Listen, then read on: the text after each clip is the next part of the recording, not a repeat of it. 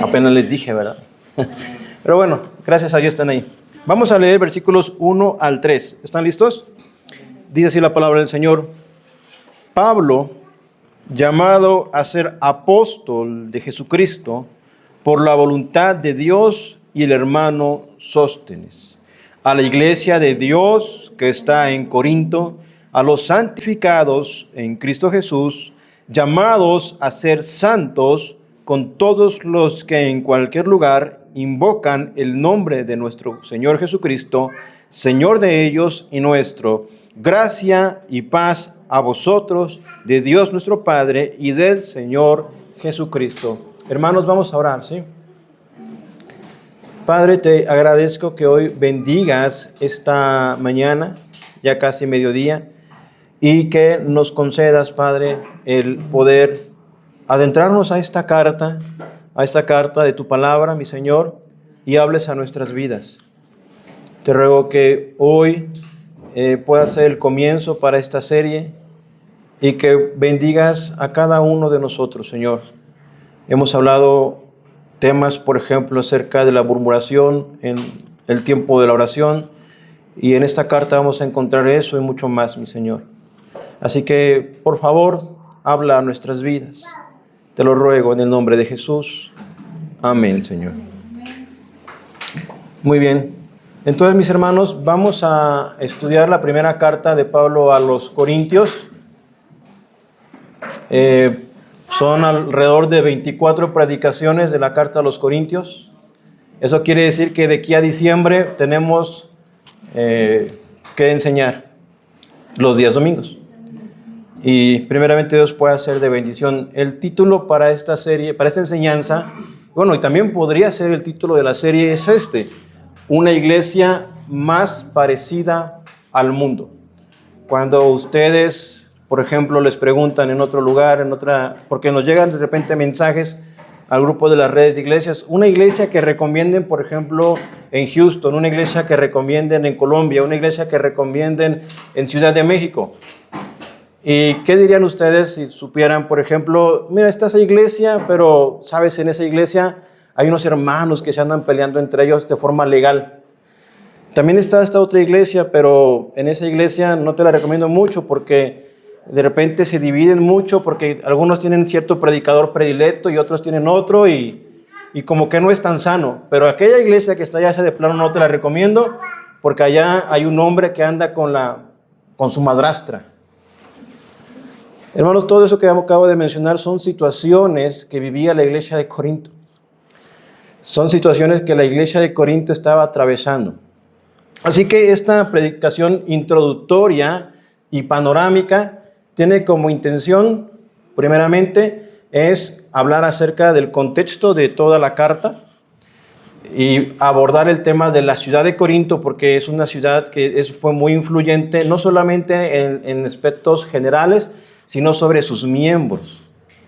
Por ejemplo, hay una palabra que constantemente yo escuchaba y leía cuando buscaba información acerca de Corinto, y era una ciudad cosmopolita. ¿Sí han escuchado esa palabra?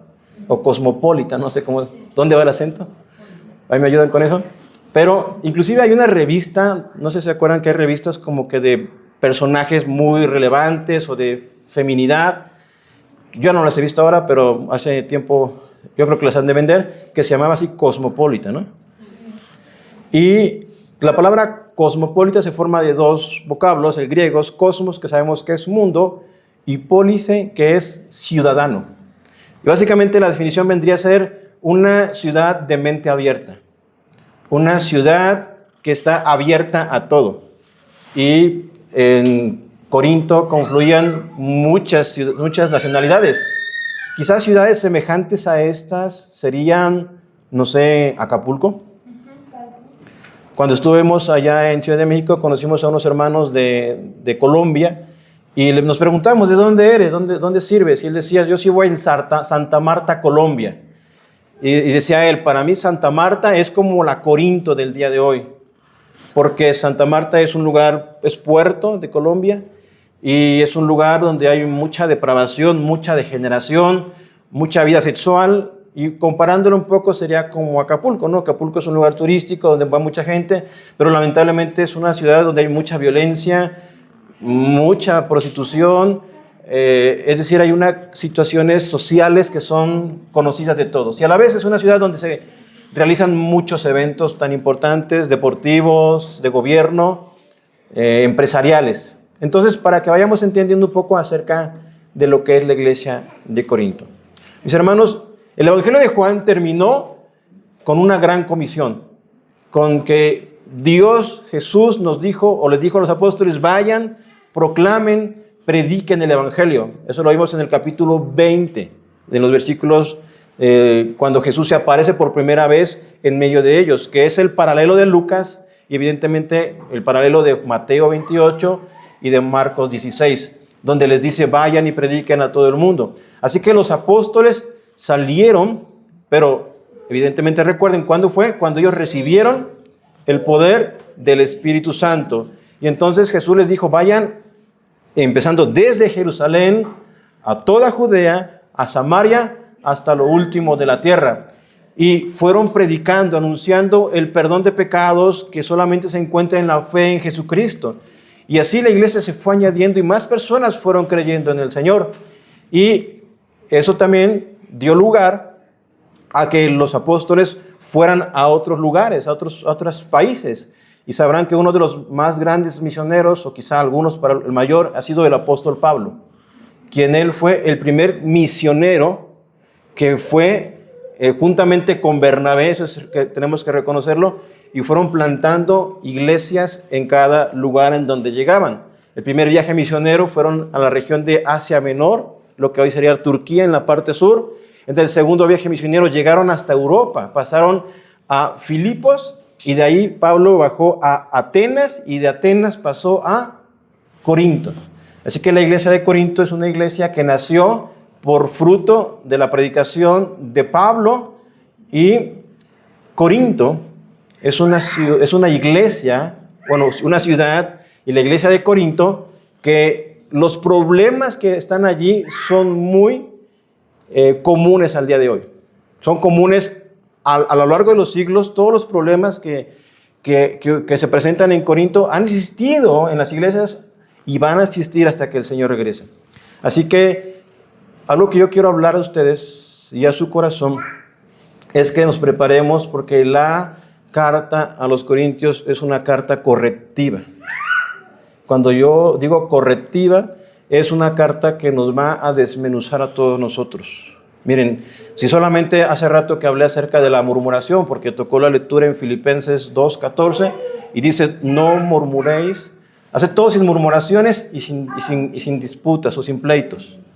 Y todos hemos incurrido en murmuraciones. De alguna forma, todos hemos pecado contra el Señor, hablando del hermano o de la hermana, o hablando de compañeros o de otras personas. Somos personas que quizá nos hemos quejado.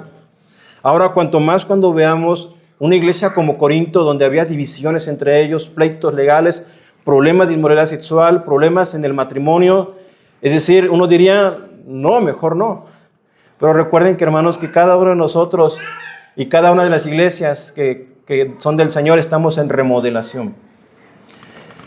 No sé si viven en departamentos o si viven en casas, pero normalmente cuando el vecino, ya sea de un departamento o el vecino de al lado, a veces hace mucho polvo.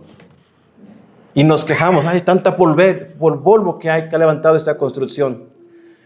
Pues pensemos en esto, mi vecino de arriba, de abajo, está en remodelación. Así, cada uno de nosotros, mis hermanos, estamos en remodelación. Estamos remodelando, porque el principio que yo quiero compartir es este, de que el Evangelio de Cristo no solamente nos salva, sino que nos transforma.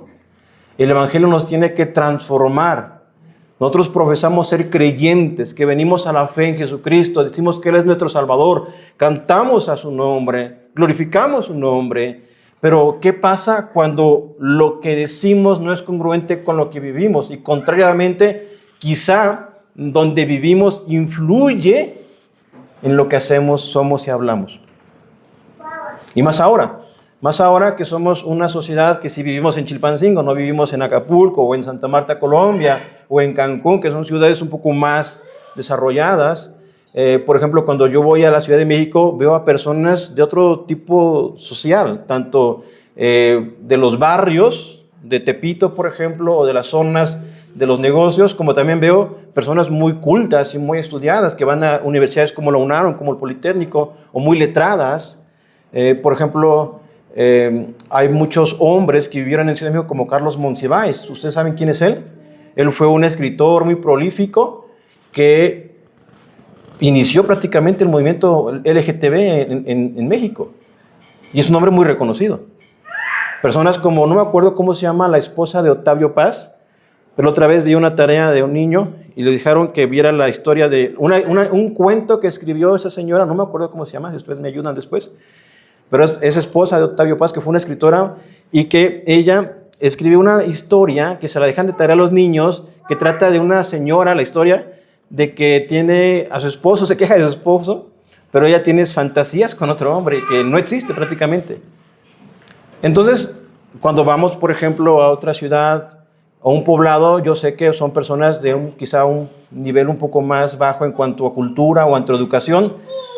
A eso me refiero, que podamos nosotros identificar que la carta a los Corintios es una carta que primeramente para poder comprenderla tenemos que comprender la ciudad de Corinto. Y ese es el primer punto que yo quiero desarrollar.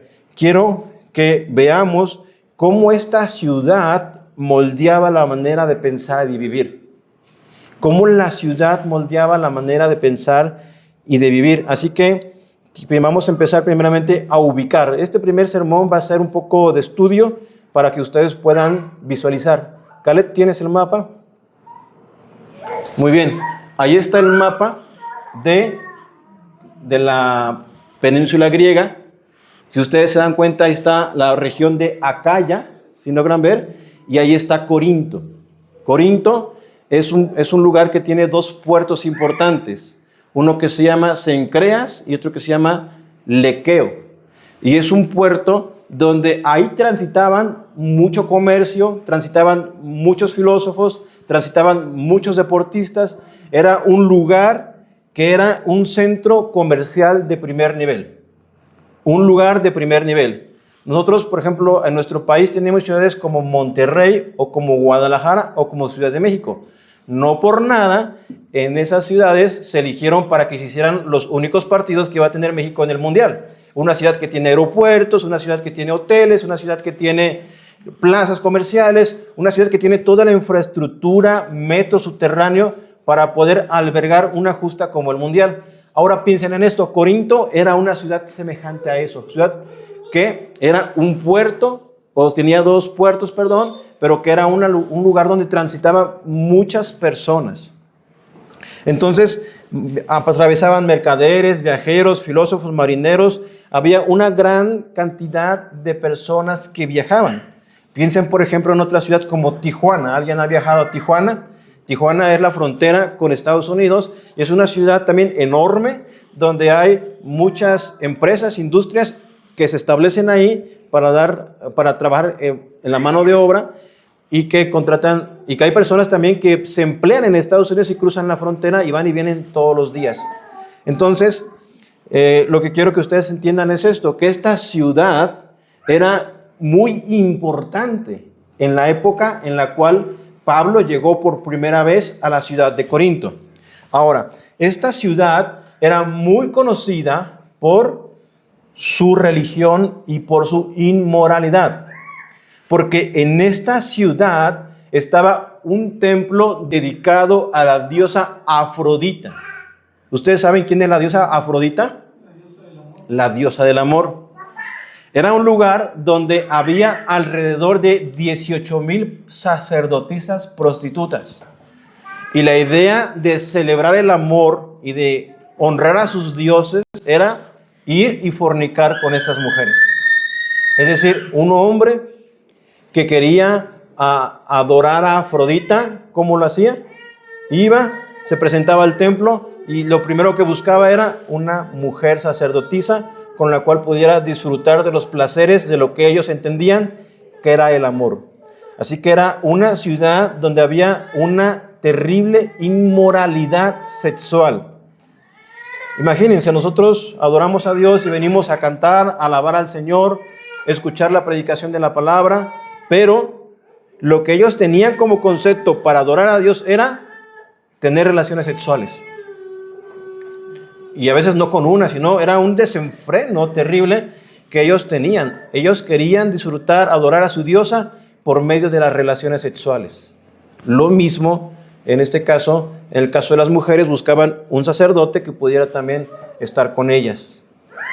Entonces podemos ver que era una ciudad muy religiosa, pero a su manera. No era una religión evidentemente creyente o cristiana, sino era una religión que era al mismo tiempo una religión muy corrupta.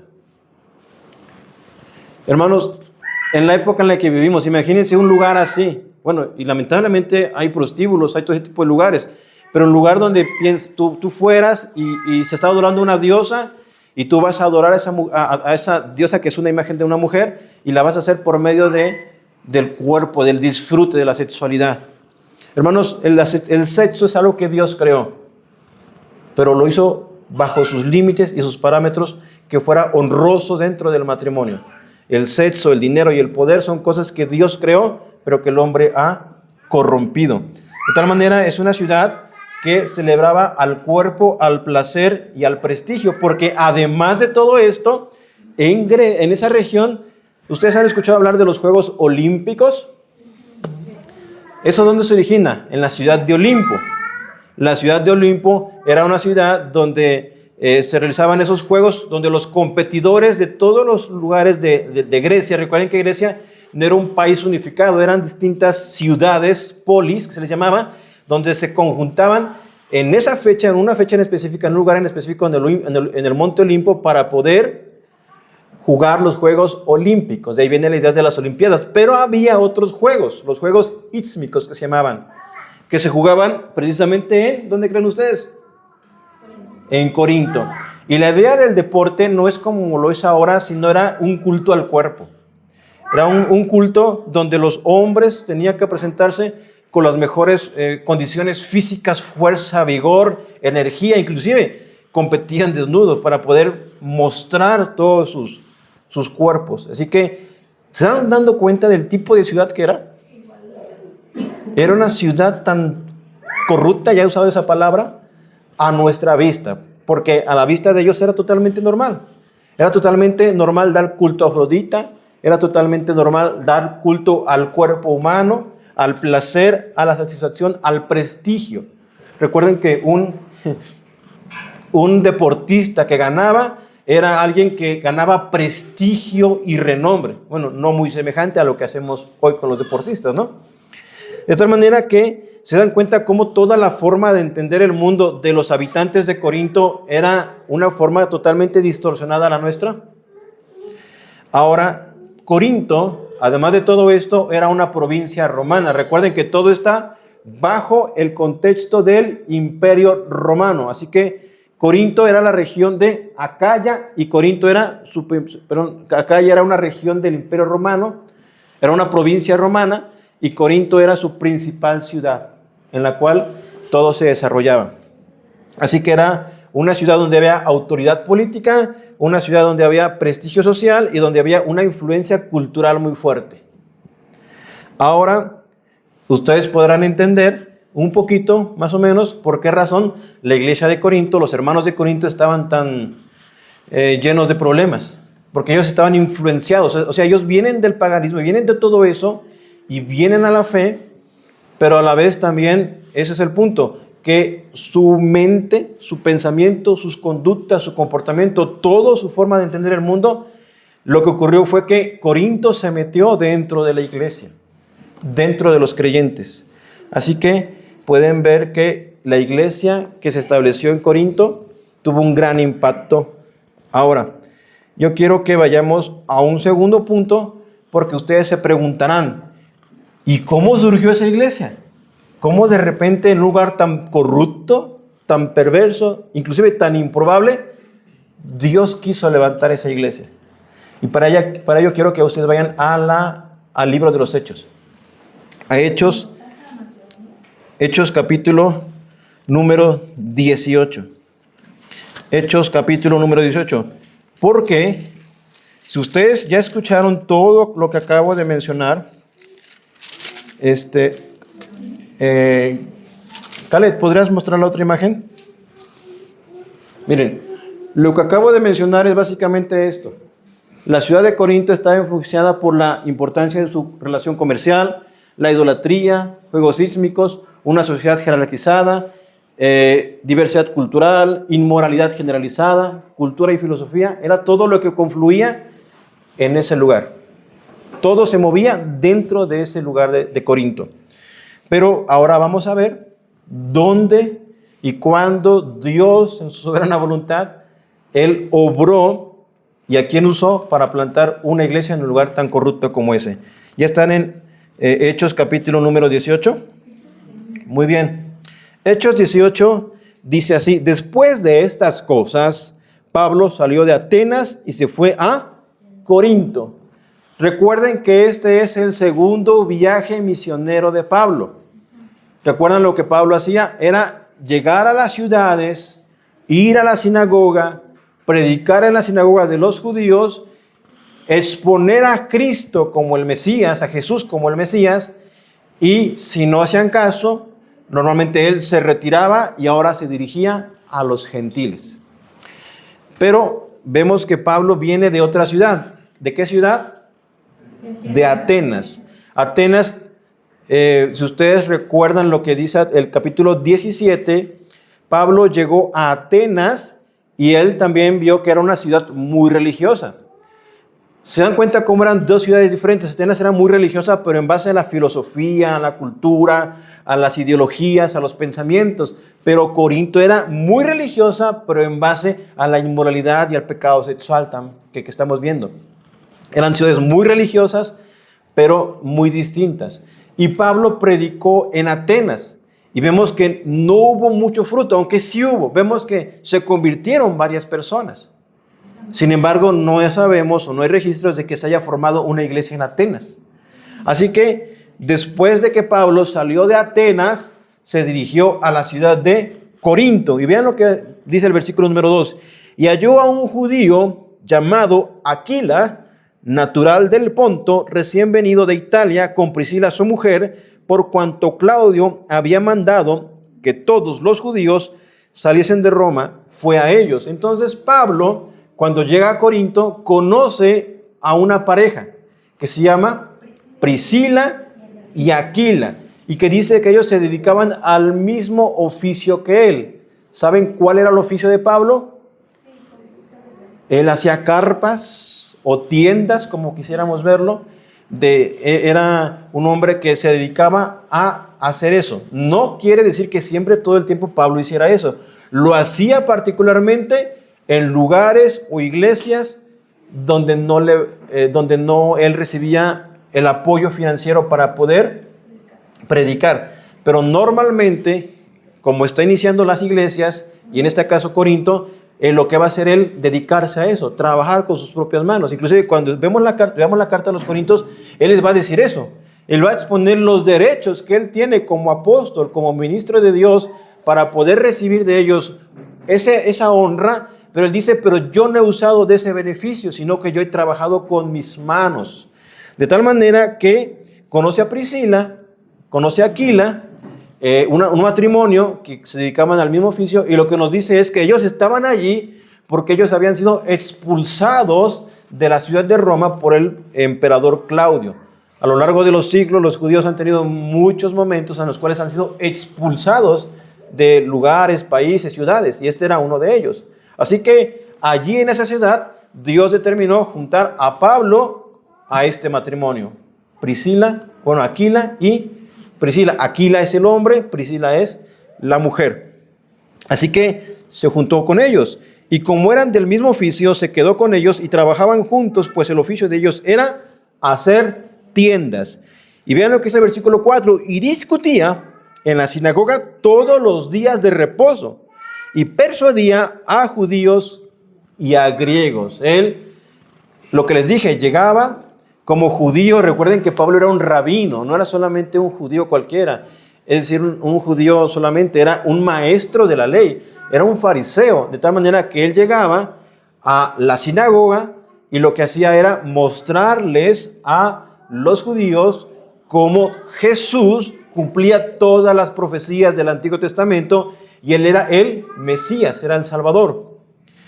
Y lo que ocurría normalmente es que, vemos el versículo número 5, y cuando Silas y Timoteo vinieron de Macedonia, Pablo estaba entregado por entero a la predicación de la palabra, testificando a los judíos que Jesús era el Cristo. Este segundo misionero Pablo lo hace con Silvano, con Silas, no lo hace con Bernabé. Y en el camino reclutan a un joven que le recomendaron. ¿Cómo se llamaba? Timoteo.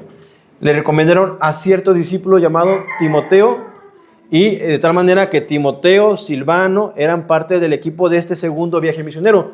Pero Pablo los había dejado atrás porque había habido un alboroto en Tesalónica, de tal manera que Pablo se dirigió a Atenas solo y después se fue a Corinto, y lo que dice es que después ellos, Silas y Timoteo, lo alcanzaron en Corinto. De tal manera que vemos que cuando llegaron, Pablo estaba entregado de lleno a la predicación. ¿Cómo se imaginan a este Pablo? De repente predicando en las sinagogas, cada sábado, predicando en las plazas, relacionándose con las personas, porque hacía tiendas. Era una persona que predicaba constantemente, que su pasión y su amor y su llamado era predicar el evangelio. Así que él estaba entregado por entero a esta misión. Versículo número 6. Pero oponiéndose y blasfemando estos, les dijo, sacudiéndose los vestidos: vuestra sangre sea sobre vuestra propia cabeza, yo limpio desde ahora, miré a los gentiles. Y esto va a ser un patrón que siempre aparece en el libro de los Hechos, y creo que aún sigue vigente. Uno de los principales opositores al evangelio ha sido el judaísmo. El judaísmo del primer siglo que se opuso a la predicación del evangelio. Se opusieron porque ellos no quisieron, no creyeron al mensaje de Pablo. Oigan, no todos, siempre hubo judíos que vinieron a la fe. Por ejemplo, que estamos viendo a Priscila y Aquila, ellos eran judíos y creyeron al Señor. Inclusive va a decir más adelante, vean lo que dice: y saliendo de allí, se fue a la casa de uno llamado Justo, temeroso de Dios, la cual estaba junto a la sinagoga. Y Crispo, el principal de la sinagoga, creyó en el Señor con toda su casa, y muchos de los corintios, oyendo, creían y eran bautizados. De tal manera que sí, siempre ha habido judíos que han venido a la fe, aunque la tendencia que vemos en el libro de los Hechos es que mayormente los judíos fueron los opositores, los perseguidores del ministerio del apóstol Pablo. Pero vean lo curioso, que al rechazar los judíos, Pablo, ¿a dónde se fue a predicar ahora? A los gentiles, y se fue a la casa de al lado. ¿Sí vieron? Dice: y saliendo de allí se fue a la casa de uno llamado Justo, temeroso de Dios, la cual estaba junto a la sinagoga. Y Crispo, que escuchó la predicación de Pablo, que él era un principal de la sinagoga, creyó en el Señor y toda su casa, y muchos de los corintios, oyendo, creían y eran bautizados. Creyeron y vinieron a la fe en el Señor, y evidentemente se añadieron se empezó a conformar esta iglesia. Fue el origen de la iglesia de Corinto. Recuerden que lo que estamos analizando aquí es cómo surge la iglesia de Corinto. Entonces, en el versículo 9, el Señor dijo a Pablo, y esto es bien interesante. ¿Recuerdan cómo era la ciudad? Corrupta, inmoral, una influencia cultural muy fuerte, idólatra, adoraban al culto al cuerpo, todo lo que ya he mencionado. ¿Y cuáles son las palabras que recibe Pablo de parte del Señor? No temas. No temas, sino habla y no calles, porque yo estoy contigo, y ninguno pondrá sobre ti la mano para hacerte mal, porque yo tengo mucho pueblo en esta ciudad. ¿Se imaginan esto? Una ciudad tan perversa, tan corrupta, tan sucia, y dice Dios: yo tengo pueblo en esta ciudad, y he traído a este hombre Pablo, el cual yo le animo a que predique y no se calle, porque tengo mucho pueblo en esta ciudad. ¿Acaso Pablo sabía quiénes eran?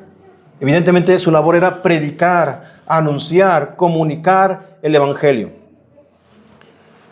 Cuando Dios permitió, y bajo un contexto diferente, evidentemente, la oración siempre era que Dios concediese a nosotros poder predicar su palabra. Y esa debe seguir siendo la misma pasión de nosotros, aún ahora y mucho más, de seguir predicando, de hablar y no callar, de comunicar, de estar entregado por entero a la predicación del Evangelio de Jesucristo, trayendo por la gracia de Dios el Señor a nosotros, a las personas que han de añadirse a la congregación, a la iglesia. De tal manera que dice que Pablo se detuvo allí 1 año y 6 meses enseñándoles la palabra de Dios. ¿Cuánto tiempo estuvo Pablo allí predicando? 1 año y 6 meses, 18 meses de lleno. Pablo predique el Evangelio y personas creyendo y viniendo a la fe. Si ustedes se dan cuenta, ¿cuál fue la forma entonces, o cómo ven que inicia una iglesia? Predicando el Evangelio, con personas viniendo y comunicando el Evangelio, enseñándoles, sirviéndoles, discipulándoles, llevándoles a la fe, enseñándoles lo que Dios ha mandado. ¿Ha sido diferente a lo que hemos hecho nosotros? Es lo mismo, es el mismo mandato. Y es lo que debemos seguir haciendo, seguir predicando el Evangelio. De tal manera que Pablo se quedó allí 1 año y 6 meses. Y como es costumbre de los judíos, armaron un arboloto. Miren lo que dice: pero siendo Galión procónsul de Acaya, recuerden, Acaya es la región, si quieres subir, Caleb, por favor, el mapa anterior. Esta es la región de Acaya, él era procónsul de esa región. Los judíos se levantaron de común acuerdo contra Pablo y le llevaron al tribunal, diciendo: persuade a los hombres a honrar a Dios contra la ley. Y al comenzar Pablo a hablar Galión, dijo a los judíos: si fuera algún agravio o algún crimen enorme, oh judíos, conforme a derecho, yo os toleraría. Pero si son cuestiones de palabras y de nombres y de vuestra ley, vedlo vosotros, porque no quiero ser juez de estas cosas. Recuerden que este lugar era sede del gobierno, era sede política. Pero lo que dice el gobernador, a mí no me interesa en esas cuestiones de la religión de ustedes. Resuélvanlo ustedes. No tiene nada que ver con asuntos legales que me competan a mí. Entonces, ¿se dan cuenta? Eso también fue una forma soberana en la cual Dios obró, porque en un principio el Imperio Romano no persiguió el cristianismo. Y el cristianismo los primeros años se fue expandiendo y se fue expandiendo sin que estos se dieran cuenta o percibieran una diferencia entre el judaísmo. Pensaban que eran una rama del judaísmo. De tal manera que el gobernador le dice: no me interesa nada, resuélvanlo ustedes. Pero ven el versículo 17: entonces todos los griegos, apoderándose de Sóstenes, principal de la sinagoga. ¿No recuerdan Sóstenes en otro lugar? Lo leímos al principio, ¿no? En la primera, de Pablo, llamado a ser apóstol de Jesucristo por la voluntad, y el hermano Sóstenes. Bueno, Sóstenes, según aquí, es un principal de la sinagoga. Le golpeaban delante del tribunal, pero Galión nada se daba de ello. Mas Pablo, habiéndose detenido aún muchos días allí, después se despidió de los hermanos y navegó a Siria, y con él Priscila y Aquila, habiéndose rapado la cabeza en Cencrea, porque tenían hecho voto. ¿Ya vieron dónde está Cencrea? Era un puerto de Corinto, y de ahí se pasaron a Éfeso. De tal manera, mis hermanos, que lo que acabamos de ver es el origen de la iglesia de Corinto. Cómo Dios soberanamente llevó a Pablo a predicar en ese lugar, plantar una iglesia, servir por 18 meses, predicando, entiendo yo, día y noche, en las plazas públicas, primeramente en las sinagogas, y llamando a las personas a que conocieran a Jesucristo, llamándoles al arrepentimiento y a la fe en el Señor. Y de ahí Pablo se dirige a la iglesia, a la ciudad de Éfeso. Entonces, ya sabemos, primero, dónde estaba Corinto y cuál era el contexto de Corinto. ¿Sí se acuerdan todo lo que acabamos de ver? 2, hemos visto la forma en la cual Pablo llegó y Dios entonces obró para que se plantara esa iglesia. Eso es importante Porque por eso estamos haciendo esto, para poder establecer el cimiento, el fundamento de lo que vamos a ver en las siguientes semanas. La tercera pregunta es, entonces, ¿por qué razón Pablo escribió Primera de Corintios? Y es lo que vamos a responder ahora. Ya entendimos la ciudad cómo era, entendimos cómo surgió la iglesia de los hermanos de Corinto, y ahora vamos a ver por qué razón Pablo fue y escribió esa carta. Recuerden, mis hermanos, cuando nosotros analizamos esto, y lo tienen que hacer ustedes también cuando leen un libro o leen su Biblia, deben de preguntarse, ¿por qué se escribió esto? ¿Quién lo escribió? ¿Por qué razón lo escribió? Eso les va a facilitar mucho más su estudio y comprensión de lo que están leyendo. Recuerden que por eso leemos libros completos de la Biblia y por eso predicamos libros completos de la Biblia. Ya no hagan eso, yo sé que ya no, pero voy a leer la Biblia y a ver, aquí Dios, mira, ya no hagan eso. Yo creo que no lo hacen, ¿verdad? Muy bien. Ya no hagan también, es que me llegó a lo mejor sí, no está tan mal, ¿no? Que lean el versículo que les llega a diario. No está mal. Pero aparte de eso, lean libros completos. El ejercicio que estamos haciendo, analizar Corinto, cuándo surge la iglesia, y ahora, ¿por qué se escribió esta carta? Son ejercicios que tenemos que hacer todos nosotros a leer la Biblia. ¿Sí? Muy bien. Entonces, la pregunta es, ¿por qué se escribió Primera de Corintios? Lo que tenemos que ver es que Pablo, después de estar en Corinto, ¿a qué ciudad se movió? Ya lo mencioné y ahí lo dice también. Se fue a la ciudad de Éfeso. De Cencrea se movieron a Éfeso y se fue juntamente con Priscila y Aquila. Recuerdan que ellos eran judíos y también hicieron una especie de voto. Ahora, vamos a ver entonces que Pablo va a escribir esta carta alrededor del año 54 y 55. Es decir, que Pablo estuvo en Atenas en el año, digamos, 52 y como unos 3 años después, porque Pablo va a permanecer en Éfeso 3 años. Durante 3 años Pablo va a estar en la ciudad de Éfeso. Éfeso está de este lado. ¿Ya la vieron? Bueno, a los que están adelante. Igual se lo voy a mandar por WhatsApp. Entonces, durante 3 años Pablo estuvo allí y Pablo constantemente compartía correspondencia con las otras iglesias.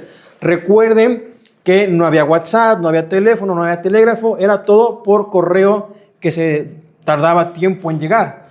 De tal manera que fue alrededor del año 54 o 55 cuando Pablo recibió noticias de la iglesia de Corinto y lo que él hizo fue escribirles una carta. Ahora, hay evidencia, eso es importante que lo consideremos. ¿Nosotros cuántas cartas a los Corintios tenemos? Tenemos 2 cartas. Posiblemente, y en base al análisis del texto, es que hubiese habido 4 cartas a los Corintios involucradas en este asunto. Lo que se conoce como una carta previa, donde se le informa a Pablo de algunos asuntos y se le pregunta algunas cosas. Por eso es que Corintios primera es correctiva. Prácticamente Pablo está respondiendo a lo que se le ha preguntado y corrigiendo de lo que se le ha informado. ¿Sí? Y luego se entiende que hay una carta, porque después de que ellos recibieron Primera de Corintios, bueno, lo que para nosotros es Primera de Corintios, básicamente reunieron a la iglesia y leyeron toda la carta. Así como estamos nosotros. Imagínense, toda la carta de corrido.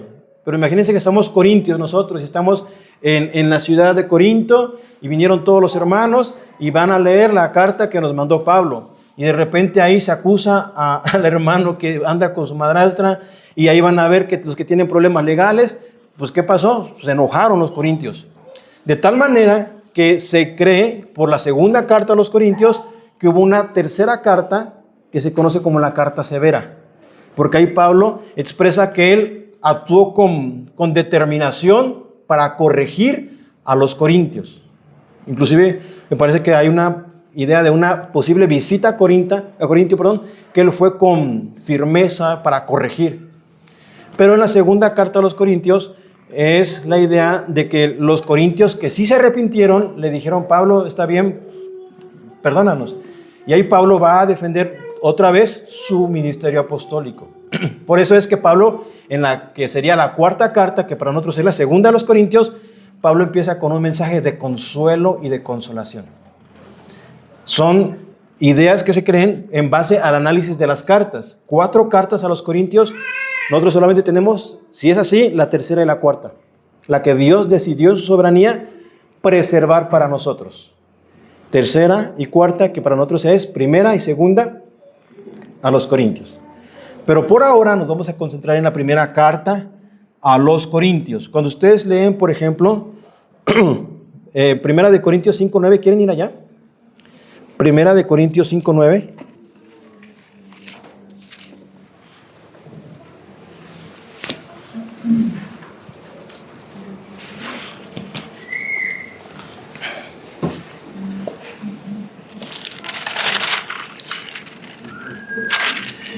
Pues en la primera carta de Corintios, capítulo número 5, versículo número 9, dice de esta manera. ¿Ya llegaron allí? Dice, os he escrito por carta que no os juntéis con los fornicarios. Aquí evidentemente se hace alusión a una carta que fue anterior a esta y que no fue conservada. Lo que se entiende en el 10 es que no absolutamente con los fornicarios de este mundo, o con los avaros, o con los ladrones, o con los idólatras, pues en tal caso os sería necesario salir del mundo.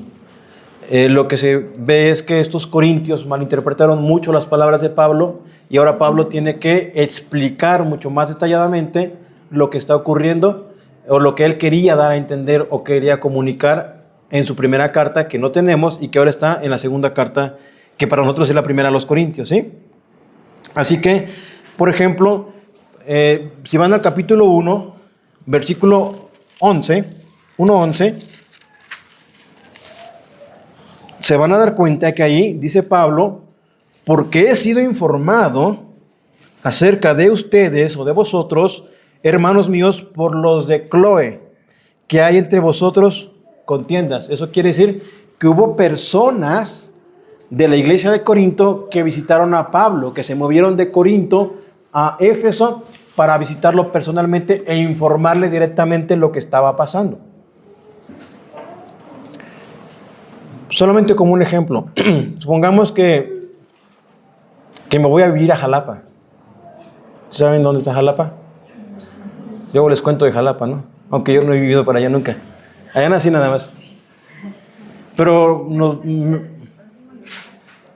sí es cierto. Creo que hay 2, hermano. Porque hay uno en la costa y otro por otra región. Sí es cierto. Sí, pues. Ajá. Entonces me voy. Y yo no soy el apóstol jamás, no piensen eso. Pero de repente me voy a mi esposa a plantar otra iglesia a Jalapa. Y los hermanos me avisan, oye, hay problemas. Y entonces la idea es de que yo venga otra vez a tratar de resolver los problemas, ¿no? ¿Por qué me dirían a mí? Bueno, porque a mí me tocó la parte de plantar la iglesia, de iniciarla, ¿no?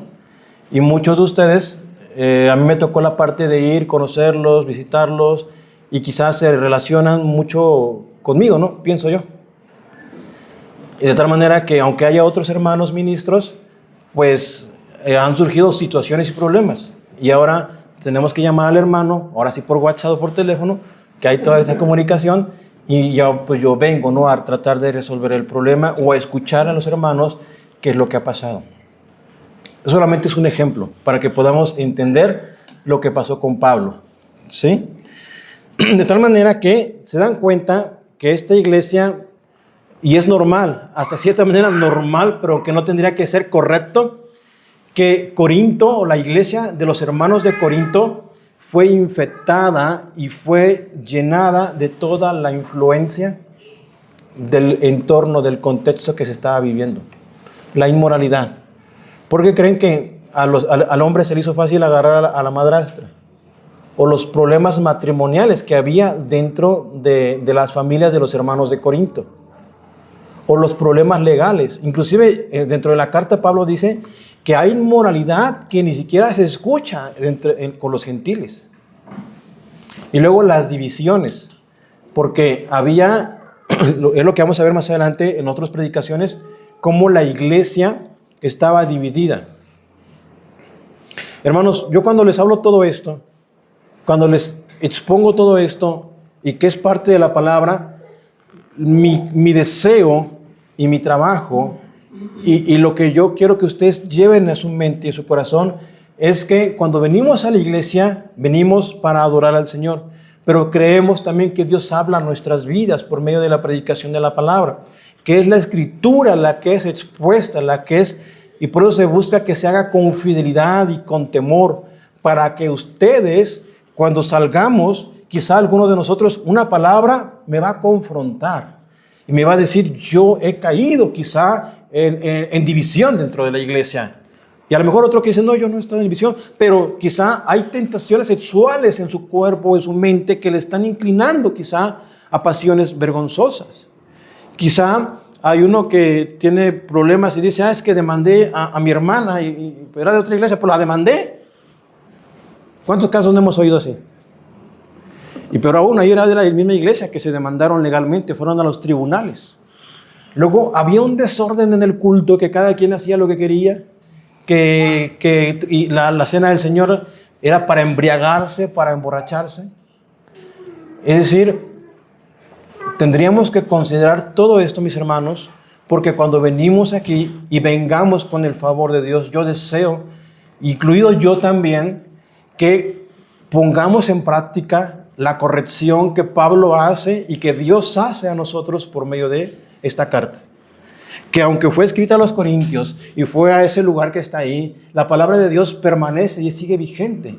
Porque no somos una iglesia diferente. ¿Se dan cuenta que iniciamos casi igual? Que tenemos enseñanzas, más bien es la misma enseñanza que ellos, solamente que estamos a distancia de 2000 años de historia. Y que sí, evidentemente va a haber cosas que son culturales de ellos. Por ejemplo, aquí no hay ni siquiera equipo de profesional. Siguen todavía los avispones, pero no hay de primera división, ¿no? O no, ya no hay templos paganos más que la idea de la iglesia católica con la idolatría. Es decir, hay cosas semejantes, hay cosas parecidas, pero temas del matrimonio sigue siendo lo mismo. Temas de la inmoralidad siguen siendo lo mismo. Temas de las divisiones dentro de la iglesia siguen siendo lo mismo. Temas del desorden en la iglesia siguen siendo lo mismo. Y el desorden se refería, evidentemente, a que la práctica, por ejemplo, que vamos a encontrar de que era una iglesia llena de muchos dones.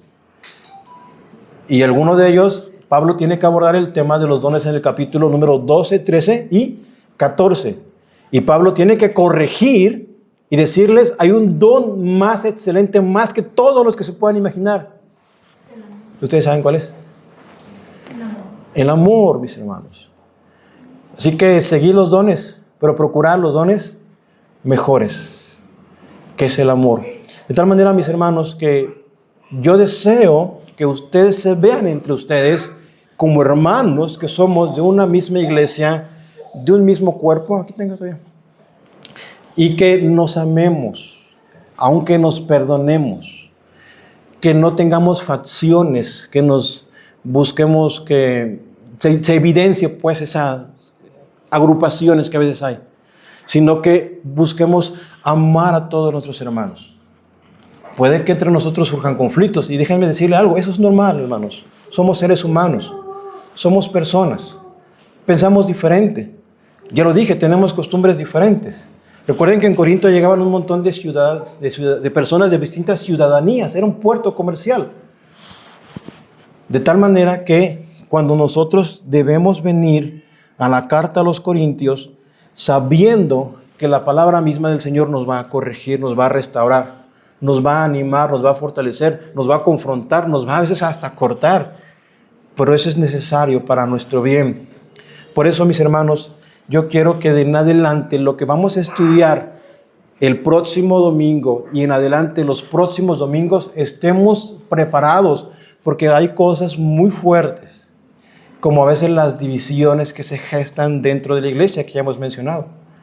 El llamado del Señor es que seamos de un mismo pensamiento, de un mismo sentir, que estemos unidos en lo fundamental, que no busquemos competir. ¿Se acuerdan por qué competían esto? Estaban acostumbrados a ver a los juegos ístmicos cómo competían para ver quién era el más fuerte, el más vigoroso. Pero no se trata de eso, se trata de que somos una iglesia, un cuerpo, somos una unidad donde hay una cabeza que es Cristo el Señor. Entonces, para mí es un gran reto predicar la carta a los Corintios, porque primeramente tiene que pasar por mí, evidenciar todo lo que yo soy. Lo mismo quiero que Dios haga en ustedes, que Dios también los transforme.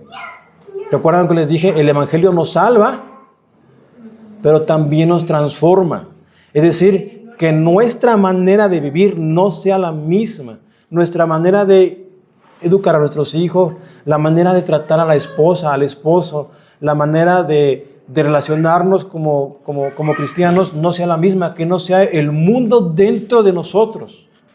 Que no sean, y hermanos, nosotros tenemos redes sociales, tenemos todos los dispositivos que tenemos y que son útiles, pero que también sabemos son peligrosos y que a la vez nos llenan de todas las influencias. Bueno, los niños van a las escuelas, los van a las universidades, trabajamos en lugares públicos, de tal manera que podemos permear, y ustedes se darán cuenta cómo la misma, hablando de las iglesias en el ambiente general, muchas veces se dejan influenciar por lo que hay en el mundo.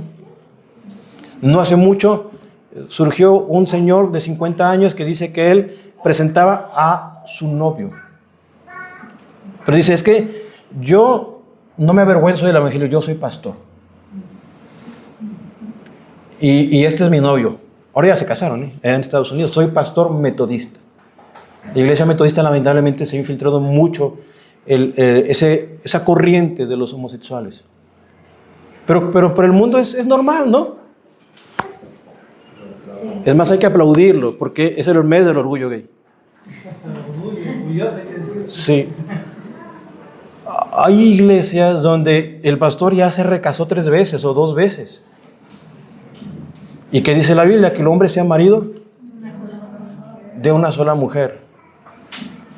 Todo lo que estamos aprendiendo o hemos aprendido acerca de la eclesiología, de la estructura de la iglesia, debe de, inclusive, carta a los Corintios nos ayuda mucho a eso, a poder saber cómo Pablo busca ordenar la iglesia, cómo busca corregir lo deficiente, cómo busca restaurar.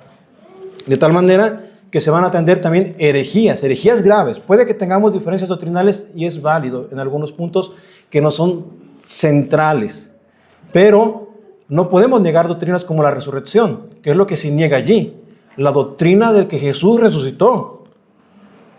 No podemos negar doctrinas como la Trinidad, que son fundamentales. No podemos decir que las personas son salvas por lo que hagan en sus obras. Tenemos que afirmar la salvación solamente por fe, solamente por gracia, por medio de la fe. Tenemos que afirmar la inerrancia de la Biblia. Tenemos que decir que la Biblia es la palabra de Dios. Que no podemos decir, es que esto está así, pero no todo lo dijo Dios. Y todos ustedes deben de conocer esto, porque ustedes están allá afuera y inclusive se relacionan con personas de otras congregaciones que tienen otras ideas, ¿no? ¿O no tienen compañeros así, conocidos así? Y te dicen, ¿y eso por qué hacen así ahí? ¿Y por qué no hacen eso acá? Bueno, tener fundamento. Puede que somos iglesias diferentes, creemos fundamentalmente en lo mismo, somos hermanos, pero yo no creo esas prácticas que tú dices que haces. Por ejemplo, las sanidades y los milagros que hemos explicado, que yo creo que Dios tiene el poder de hacerlo. Sin embargo, considero que lo que Dios hoy nos ha dado es su palabra y es suficiente. Y que puede que Dios quiera usar quizá esos momentos de debilidad y que es algo que la misma Biblia afirma para poder ser Él glorificado y exaltado. Sí, oramos porque Dios restaure, porque Dios sane. Creemos que Dios puede hacerlo, yo lo creo. Sin embargo, hay que aclarar muchos puntos que están allí escritos y que a veces son malinterpretados. ¿Sí? Entonces, mis hermanos, yo quiero animarles a que lean en casa, a que estudien la Escritura, a que no faltemos y que Dios quiera hacer de nosotros una iglesia gloriosa, sin arruga y sin mancha, que es el propósito del cual seguimos todos los cristianos. Que no haya murmuración. La murmuración a veces viene acerca de la queja o acerca de la inconformidad. Tal vez también es necesario escuchar, aprender, pero ciertamente mantenernos firmes en lo fundamental. Así que el problema de fondo, yo creo que ya lo entendieron, el problema de fondo es que la ciudad de Corinto ahora sí que se metió dentro de la iglesia y que los hermanos se dejaron influenciar más por todo y no por el Evangelio. Así que pongámonos los lentes del Evangelio y podamos venir a Cristo, venir a la iglesia cada domingo en adelante y poder exponernos a la palabra de tal manera que Dios sea glorificado en todo. Hay pasajes tan gloriosos como cuando Pablo dice: yo llegué a ustedes predicándoles no con excelencia de palabras ni con sabiduría humana, sino predicándoles el simple y sencillo mensaje de Cristo y este resucitado. No utilicé métodos, no fui elocuente, porque ese era uno de los puntos. Decían, es que Apolos, cuando ustedes lean de Apolos en el libro de los Hechos, dice que era un varón poderoso en palabra, elocuente, conocedor de las Escrituras. Y Apolos era un siervo de Dios, Pablo lo va a reconocer. Pero no era para dividirse. Dice, Apolos fue dado para ustedes. Pedro fue dado para ustedes.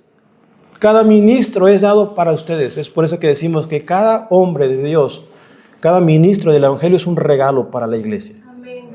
Cada hombre que Dios levante, sin importar que nos guste o no, más elocuente que el otro, es un regalo de Dios para la iglesia. ¿Sí? Así que vamos a orar. Yo quiero que ustedes vayan gozosos y contentos y animados por poder estudiar la carta a los Corintios. ¿Sí? Vamos a orar.